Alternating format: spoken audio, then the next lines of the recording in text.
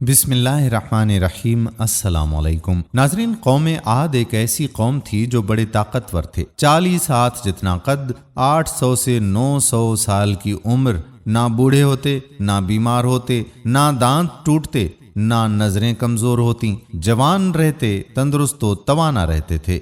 بس انہیں صرف موت آتی تھی اور کچھ بھی نہیں ہوتا تھا۔ ان کی طرف اللہ تعالیٰ نے حضرت ہود علیہ السلام کو بھیجا۔ انہوں نے ایک اللہ کی دعوت دی، اللہ کی پکڑ سے ڈرایا، مگر وہ بولے، اے ہود، ہمارے خداؤں نے تیری عقل خراب کر دی ہے، جا جا اپنے نفل پڑھ، ہمیں نہ ڈرا، ہمیں نہ ٹوک، تیرے کہنے پر کیا ہم اپنے باپ دادا کا چال چلن چھوڑ دیں گے؟ عقل خراب ہو گئی ہے تیری، جا جا اپنا کام کر، آیا ہے بڑا نیک چلن کا حاجی نمازی، تیرے کہنے پر چلیں تو ہم تو بھوکے مر جائیں۔ انہوں نے شرک و ظلم اور گناہوں کے طوفان سے اللہ کو للکارا، تکبر اور غرور میں بدمست بولے۔ قرآن پاک میں آتا ہے، اب قوم عاد نے تو بے وجہ زمین میں سرکشی شروع کر دی اور کہنے لگے، ہم سے زوراور کون ہے؟ کیا انہیں یہ نظر نہیں آیا کہ جس نے اسے پیدا کیا وہ ان سے بہت زیادہ زوراور ہے؟ وہ آخر تک ہماری آیتوں کا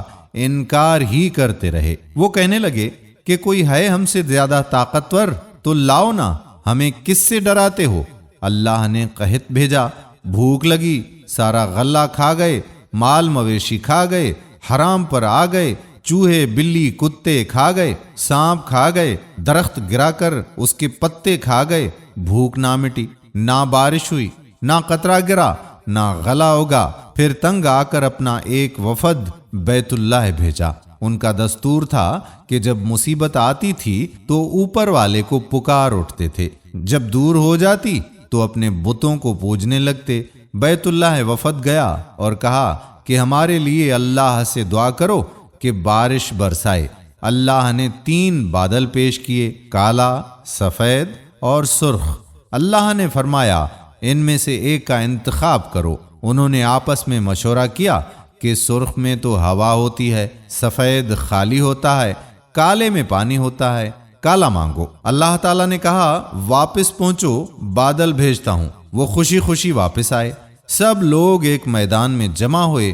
بادل آیا، وہ ناچنے لگے کہ اب بارش ہوگی، قحط مٹے گا، کھانے کو ملے گا۔ کیا پتا تھا کہ وہ بارش نہیں، اللہ کا عذاب ہے جو تم ہود سے کہتے تھے کہ لے آ، جس سے ہم کو ڈراتا ہے۔ اس بادل میں ایسی تند و تیز ہوا تھی کہ جس نے ان کو اٹھا کر مارا، ان کے گھر اڑا دیے۔ 60 ہاتھ کے قداور لوگ تنکوں کی طرح اڑ رہے تھے۔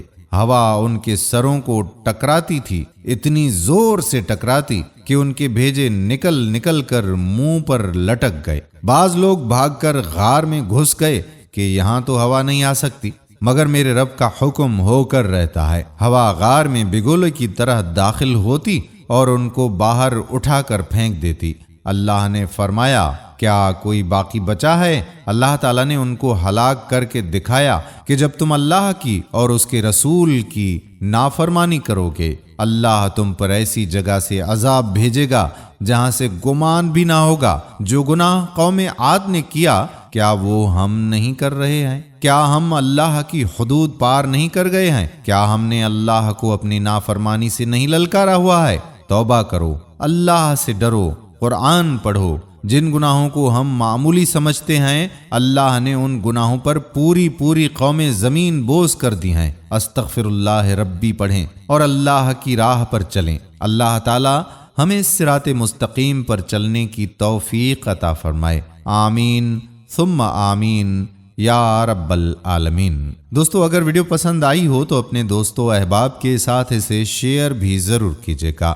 آنے والی ویڈیو تک اپنے میزبان قادر بخش کلہوڑوں کو اجازت دیجیے۔ اللہ حافظ۔